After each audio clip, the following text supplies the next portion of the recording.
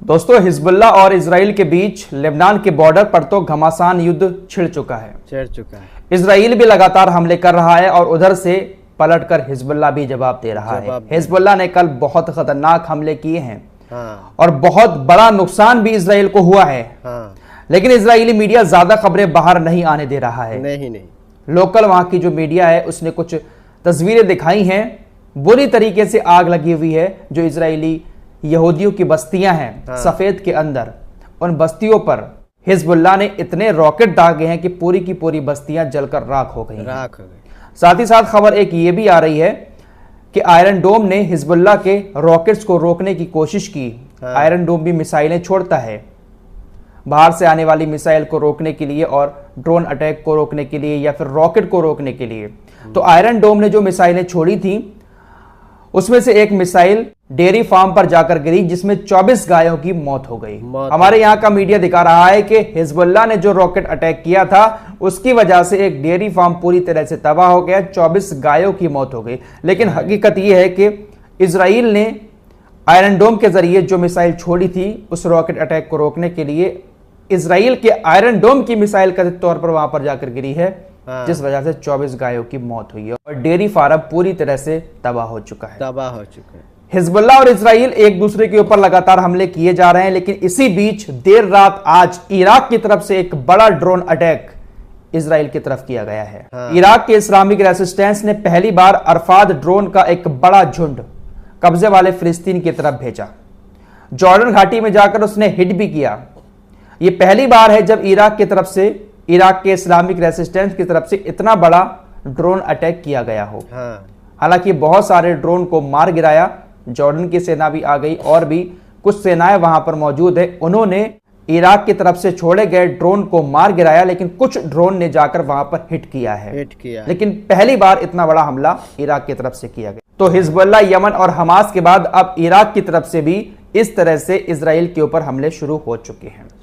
फिलहाल सीरिया के अंदर जो अमेरिका का बेस बना हुआ है वहां पर भी रात कुछ हमले हुए हैं, धमाकों की आवाजें आई हैं। अब ये धमाके किसकी तरफ से किए गए हैं ये बात अभी क्लियर नहीं हुई है, लेकिन कुछ हताहतों की खबर आ रही है। अमेरिका के सैनिक भी वहां पर मौजूद थे, इजराइल के सैनिक भी थे, तो कुछ लोगों के मारे जाने की खबर आ रही है, घायल होने की खबर है।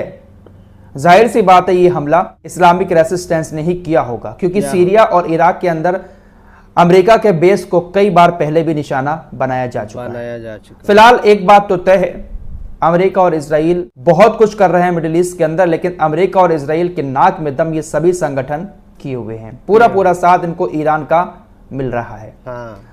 ईरान की बात चली है तो ये खबर आपको यहां पर बता देता हूं। ईरान ने अपने देश के अंदर 6 प्रांत में छापेमारी की, जिसमें 12 मोसाद के एजेंट्स को गिरफ्तार किया है। इजराइल की मोसाद एजेंसी एक ऐसी एजेंसी है कि अगर किसी देश के खिलाफ है वो, तो उसी देश के लोगों को वो हायर कर लेती है लालच देकर। ये बात आप अच्छे से जानते हैं, पैसे का लालच देते हैं ये लोग, या हुस्न के जाल में फंसाकर अपने कब्जे में कर लेते हैं। ईरान के अंदर, तुर्की के अंदर हाल ही में बहुत सारे मोसाद के एजेंट पकड़े गए हैं। और ये सारे के सारे जो एजेंट हैं वो यहूदी नहीं हैं, बल्कि उन्हीं देशों के लोग हैं। लेबनान के अंदर भी कुछ लोग पकड़े गए थे, वो लेबनान के ही लोग थे जो पैसा लेकर खुफिया जानकारी मोसाद को पहुंचा रहे थे। ईरान के एक अधिकारी ने वैसे मांग की है, इब्राहिम रईसी की जो मौत हुई है वो कोई हादसा नहीं है। हमारी खुफिया एजेंसियों को इस बात की भी जांच करनी चाहिए, क्योंकि इब्राहिम रईसी भी पेजर इस्तेमाल करते थे। हालांकि ये भी कहा उन्होंने कि इब्राहिम रईसी जो पेजर इस्तेमाल करते थे वो हिजबुल्लाह वाला पेजर नहीं था, लेकिन हिजबुल्लाह को जो पेजर दिलवाए थे उसमें इब्राहिम रईसी का भी बहुत बड़ा हाथ था। हिजबुल्लाह के लड़ाकों को पेजर प्रोवाइड कराने में ईरान का भी उस वक्त काफी हाथ रहा है। तो हो सकता है कि इब्राहिम रईसी की मौत भी एक पेजर ब्लास्ट की वजह से हुई हो। इसकी हमारी खुफिया एजेंसियों को जांच करनी चाहिए। वैसे एक बात कहूं, देखिए ईरान सब कुछ अच्छा कर रहा है, लेकिन इब्राहिम रईसी की मौत का भी सही से खुलासा ईरान की तरफ से नहीं किया गया, कोई जांच ठीक से नहीं की गई। और इस्माइल हानिया की मौत को लेकर अभी भी कोई पूरी जानकारी ईरान की तरफ से नहीं दी गई है। इस्माइल हानिया की मौत तेहरान के अंदर होटल में किस तरह से हुई थी अभी तक ईरान नहीं बता पाया है।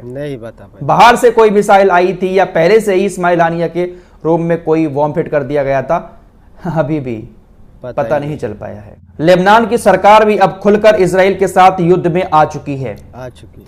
लेबनान के प्रधानमंत्री नजीब मिकाती कहते हैं कि हम इजराइल के साथ युद्ध में हैं और मुझे उम्मीद है कि चीजें आगे नहीं बढ़ेंगी।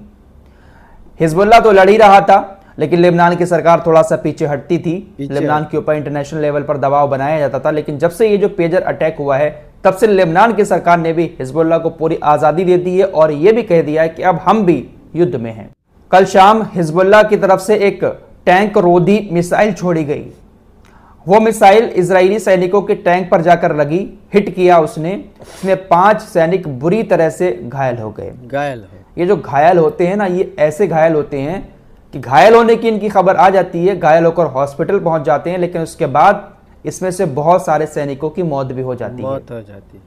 कुछ सैनिक अपाहिज हो जाते हैं, लेकिन जब घायल होते हैं वो खबर आ जाती है। मरने की और अपाहिज होने की खबरें इजरायली मीडिया की तरफ से नहीं बताई जाती। इजराइल ने कल दीर अल बला और खान यूनिस में बहुत सारे हमले किए।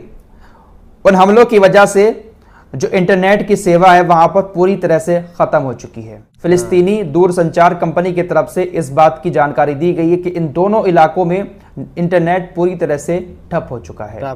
इंटरनेट की बात चली है तो आपको यमन की भी खबर बता देता हूं। स्टारलिंक कंपनी इंटरनेट प्रोवाइड करा रही है यमन के अंदर, लेकिन यमन के हुतीस चाहते हैं कि स्टारलिंक कंपनी यहां पर किसी तरह का कोई इंटरनेट ना दे सैटेलाइट के जरिए, क्योंकि उनको खतरा लग रहा है। इसलिए हुतीस ने, यमन की सरकार ने एलन मस्क के स्टारलिंक कंपनी के इंटरनेट पर प्रतिबंध लगा दिया है।